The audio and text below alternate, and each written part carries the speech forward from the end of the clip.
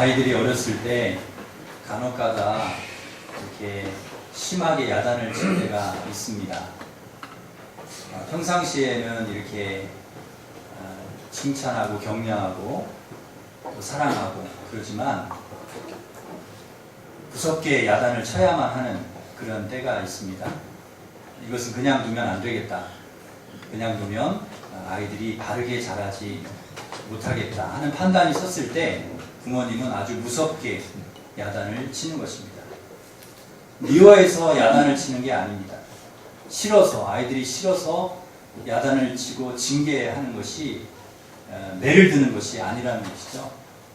오히려 더 사랑하기 때문에, 우리 아이들을 너무 사랑하기 때문에 그래서 매를 듭니다.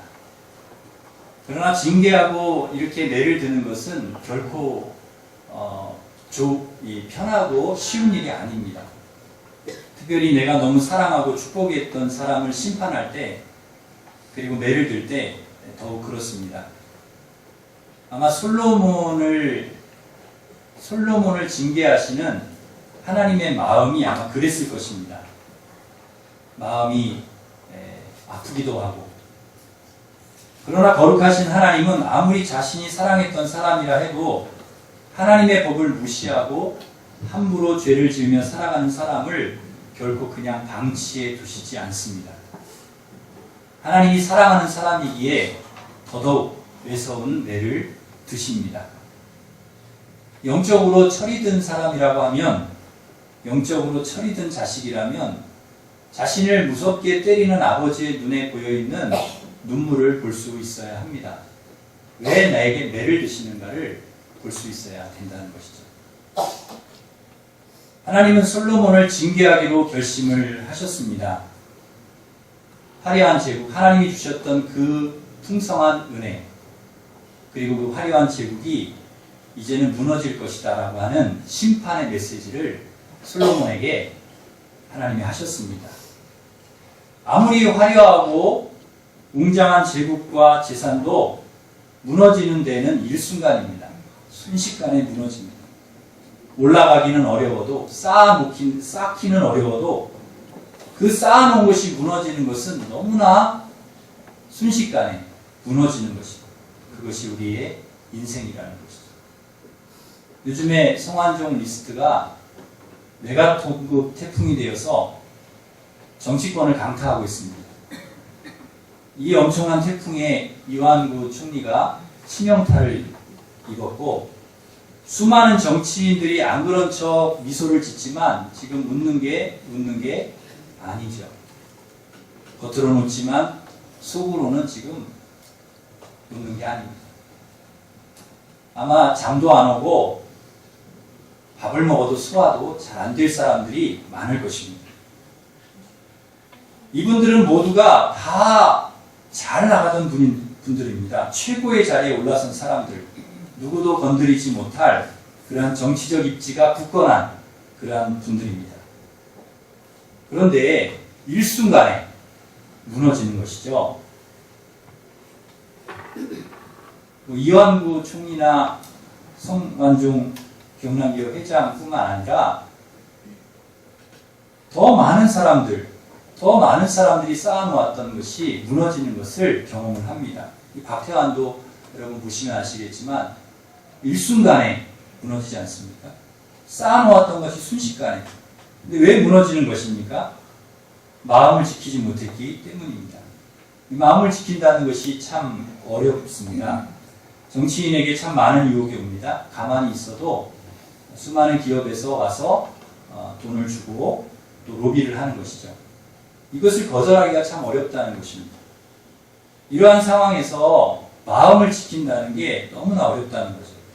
정직하고 진실하게 그런 부정이라든지 비리와 자기가 거리를 두면서 이렇게 순수하게 마음을 지키면서 정치를 해나간다는 것이 참 어렵다는 것이죠.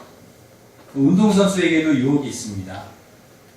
금지 약물을 복용하면 더 강해지고 또 성적이 오르는 것입니다. 그래서 마음을 지키지 못하고 약물을 복용합니다. 결국 그것에 발목이 잡혀서 무너지는 것이죠. 이러한 유혹 앞에서 마음을 지킨다는 것이 참 어렵다 하는 것이죠. 어떤 위치에 올라섰을 때 이런 유혹은 더 심하게 다가옵니다. 솔로몬이 왕이 되었을 때 이러한 유혹, 어떤 것을 이루었을 때 이러한 유혹이 더 많이 솔로몬에게 찾아온 것이죠. 왕이라고 하면 사실 다 할 수 있는 자리입니다. 하고 싶은 것 다 할 수 있고 갖고 싶은 것도 얼마든지 다 가질 수 있습니다. 그에게 엄청난 힘과 권력이 주어집니다. 왕의 한마디는 곧 법입니다. 누구도 왕에게 함부로 할 수가 없습니다. 설령 왕이 잘못을 했다 해도 그것을 지적할 수가 없습니다. 지적하더라도 잘못하면 죽을 수 있습니다. 그러니 왕의 자리에 오르게 되면 이 왕 스스로가 마음을 지켜간다는 것이 참 어렵다는 것입니다. 자기 마음대로 할 수 있는 위치이기 때문에 그 자기의 마음을 컨트롤하고 자기의 마음을 지킨다는 것이 너무 어렵다는 것입니다. 여러분 왕이 안 된 것에 대해서 여러분 다행으로 생각하시기를 바랍니다. 왕이 되면 좋을 것 같지만 어떤 높은 자리에 오르면 굉장히 좋을 것 같지만 사실은 그렇지 않다는 거죠. 왕이 되면 오히려 신앙생활을 더 잘할 것 같지만 더 어렵습니다. 마음을 지킨다는 게 어렵기 때문에 그렇습니다. 솔로몬이 누구입니까? 가장 세계에서 지혜로운 사람, 하나님이 가장 큰 지혜를 주셨던 사람, 가장 큰 부귀영화를 누렸던 사람. 솔로몬이 하루 먹는 음식이요, 그 성경의 열왕기상에 찾아보니까 하루 음식이 살찐 소가 10마리, 초장의 소가 20마리, 양이 200마리. 하루에 먹는 음식이 그랬다는 거예요. 숫사슴, 노루, 암사슴, 살찐 새. 마른 새는 먹지도 않았어요. 마른 소는 잡지도 않았어요. 살찐 새. 밀가루가 12,700kg. 그러니까 이 양은요, 14,000명이 먹을 수 있는 그런 양이라고 합니다. 그러니까 어마어마한 그러한 식물을 하루에 먹은 것이죠. 그리고 금방패가 500개.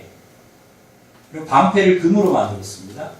금으로 만든 방패가 500개랍니다. 여러분 방패 아시잖아요? 이 방패를 적으로부터 이제 공격을 막는 방패를 500개를 만들었다는 금방패를 금으로. 여러분 그 금방패 한 개만 있어도 얼마나 좋겠습니까? 상아와 정금으로 만든 보좌. 궁에서 사용하는 그릇이 전부 금이었답니다. 숟가락, 젓가락, 그릇 다 금이었습니다. 다 금. 군사력도 최고입니다. 병거가 1,400대, 마병이 12,000명. 주변 나라들이 그 강력한 군사력 앞에 굴복하고 조공을 바쳤다는 거예요. 그 모든 주변 나라들이 솔로몬에게 조공을 바쳤답니다. 아내와 첩도 많았습니다. 후궁이 700명, 첩이 300명. 별로 놀라지도 않으시는 거예요. 후궁이 700명, 첩이 300명. 한 분하고 사는 것도 쉬운 일이 아닌데 세상에 아내를 1000명을 두었다는 거죠. 대단합니다. 정말 솔로몬은 상상할 수 없을 정도로 부귀영화를 누렸던 최고의 왕입니다. 정말 그토록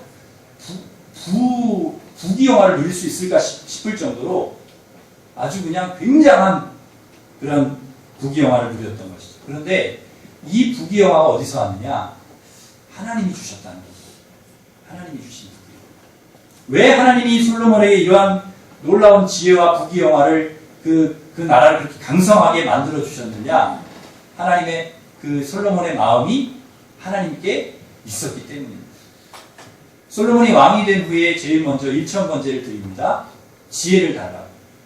그리고 그 후에 하나님께 성전을 봉헌합니다. 성전을 지어서 봉헌합니다.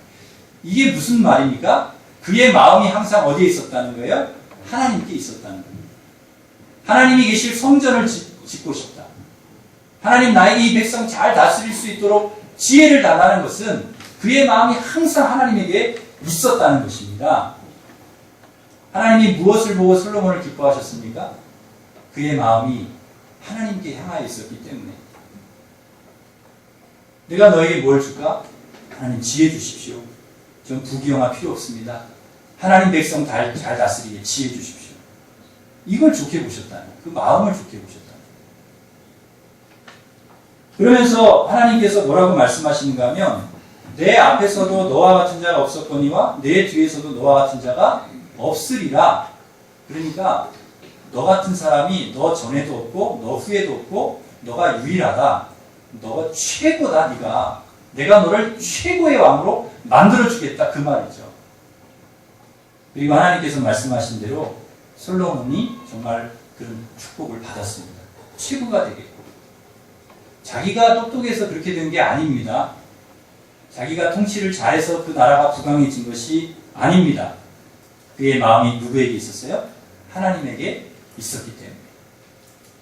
그 마음이 늘 하나님을 향하여 있었기 때문에 하나님이 기뻐하시는 일을 했기 때문에 하나님이 그에게 그러한 축복을 주셨다는 것이죠. 그 마음을 좋게 보시고 하나님이 그를 그렇게 높여 주셨습니다. 그렇다면 그것을 안다고 하면 더더욱 그 마음을 지켜야 합니다. 하나님을 향한 마음을 잘 지켜가야 하는 것이죠. 그런데 솔로몬이 그 마음을 지키지 못했다고 성경은 기록하고 있습니다. 열왕기상 11장 1절 이하에 보면 우리가 읽지는 않았지만요. 열왕기상 1 전체를 한번 살펴보면 그 내용이 나옵니다. 열왕기상 1장 1절 이하에 보면 솔로몬이 마음을 돌렸다는 말이 계속 반복해서 나옵니다. 2절에 보면 마음을 돌려, 3절에 여인들의 왕의 마음을 돌아서게 하였더라. 4절에 그의 여인들이 그의 마음을 돌려 다른 신들을 따르게 하였으므로 왕의 마음이 그의 아버지 다윗의 마음과 같이 아니하여. 9절에 솔로몬이 마음을 돌려. 계속해서 솔로몬의 마음이 돌아섰다는 것입니다. 마음이 돌아섰다는 거예요. 하나님을 사랑하고 하나님께 마음을 두었던 솔로몬의 마음이 돌아섰다는 것입니다. 누구에게 돌렸는가? 1000명의 여인들. 아내들에게 돌리고 우상에게 돌렸습니다. 너무나 안타까운 것이죠. 그렇게 하나님을 사랑했던 솔로몬이 어떻게 이렇게 마음을 돌릴 수가 있는가? 솔로몬이 마음을 돌릴 때 하나님 마음은 어떠시겠습니까? 솔로몬이 그렇게 하나님을 사랑했던 사람이 마음을 확 돌려서 하나님을 떠날 때 하나님 마음이 어떠시겠어요? 여러분 혹시 사랑하는 사람이 여러분을 떠난 적이 혹시 떠난 그런 경험이 있으십니까? 버림을 받아본 적이나 배신을 당한 적. 그때 여러분 마음이 어떻겠습니까? 내가 믿었고 사랑했던 사람이 배신을 하고 떠날 때, 나를 버릴 때 그것처럼 가슴 아픈 일이 어디 있겠습니까? 하나님의 마음이 그랬다는 거죠. 모든 것을 다 주었던 사랑하는 이 솔로몬이 그 마음을 떠나서 마음을 돌이켜서 하나님을 떠날 때 하나님 마음이 찢어지셨다는 거예요. 솔로몬은 처음에 하나님을 향한 가졌던 그 마음을 끝까지 지키지 못했습니다. 사랑하는 성도 여러분, 저와 여러분은 끝까지 하나님을 향한 마음을 돌이키지 말고 지키실 수 있기를 간절히 바랍니다. 우리가 마음을 다른 데로 돌리면 안 된다는 것입니다. 갈수록 우리를 유혹하는 것들이 이 세상에 얼마나 많은지 모릅니다. 우리의 마음을 빼앗는 것들, 우리 마음을 돌이키게 하는 것들이 너무 많습니다. 우리 마음을 지키지 못하게 하는 것들이 너무 많아요. 물질이 우리 마음을 하나님에게서 빼앗습니다. 세상 즐거움이 우리의 마음을 빼앗습니다. 산과 바다, 여행이 하나님을 향한 우리의 마음을 다 빼앗아 갑니다. 갈 곳도 많고 할 일도 너무너무 많습니다. 우리의 마음이 하나님께로 집중하지 못하게 하는 일들이 얼마나 많이 있는지 모릅니다. 1000명의 여자들이 솔로몬의 마음을 빼앗듯이 그렇게 우리의 마음을 빼앗아 갑니다. 우리의 마음을 돌아서게 하는 것입니다. 여러분, 우리가 그런 세상에 살지만, 우리가 우리의 마음을 빼앗는 세상에 살지만, 그렇다 할지라도 여러분 하나님을 향한 마음을 여러분 끝까지 지키시고 여러분 마음을 돌아서지 않도록 돌이키지 않도록 그렇게 마음을 지켜나가시기를 간절히 바랍니다. 우리는 마음을 지켜야 합니다. 신앙생활하기 힘들어질수록 우리는 더욱 하나님을 향한 마음을 지켜가야 하는 것입니다. 잠언 4장 23절에서 주님 말씀하시죠. 모든 지킬 만한 것 중에 더욱 내 마음을 지키라. 생명의 근원이 이에서 남이니라. 마음을 지키는 것이 사는 길이라는 것입니다. 생명의 근원이라는 것입니다. 왕위에 올라서 아무것도 없을 때 솔로몬은 오직 하나님만 바라보았습니다. 오직 하나님께 은혜를 구했습니다. 그런데 이제는 굳이 하나님의 은혜를 구하지 않아도 됩니다. 가진 게 너무 많거든요. 지혜도 있고 건강도 있고 물질도 있고 힘도 있고 또 아내도 많고 부족한 것이 없습니다. 그러니 무슨 하나님께 마음을 향하고 하나님의 도움을 구하겠습니까? 부족한 것이 없는데요. 나 뭐 아쉬운 게 없어요. 부족한 게 없어요. 그러니 어떻게 하나님을 의지합니까? 여러분, 우리가 부족한 것이 없을 때, 아쉬운 게 없다. 아, 나는 잘 된다. 그럴 때 우리는 조심해야 됩니다. 이때가 바로 마음을 지키기 힘들 때입니다. 저는 왕이 안 된 것이 은혜라는 생각을 합니다. 아까도 말씀드렸지만은, 돈도 없고, 건강도 그렇게 건강하지도 못하고, 지혜도 부족하고, 아내도 하나밖에 없는 것이 은혜라고 생각합니다. 만약에 이게 많다고 생각을 해보세요. 이게 제가 신앙생활하기가 이게 수월한가? 제가 하나님만 바라보고 하나님만 의지하고 하나님 도와주십시오. 이렇게 살기가 쉬운 일이 아니라는 것입니다. 너무 많은 것을 가지고 있습니다. 만약 제가 재벌 2세로 태어났다고 생각을 해보십시오. 어떻게 되겠습니까? 제 마음이 하나님 의지했겠는가? 여러분, 부족한 것이 그래서 은혜입니다. 우리가 좀 몸이 약한 것이, 그것이 은혜일 수 있습니다. 없는 것이 은혜가 될 수 있습니다. 그것 때문에 하나님을 바라보고, 그것 때문에 우리의 마음이 하나님을 향하고, 하나님을 의지하고, 하나님께 가까이 갈 수 있다고 하면, 그것이 우리 은혜가 되는 줄 믿습니다. 없는 것이 은혜가 될 수 있고요. 고난과 환난과 어려움이 은혜가 될 수 있습니다. 이것 때문에 우리가 더욱 하나님을 의지하고, 우리의 마음이 하나님께로 있다면, 그것이 은혜이고 축복이라는 것입니다.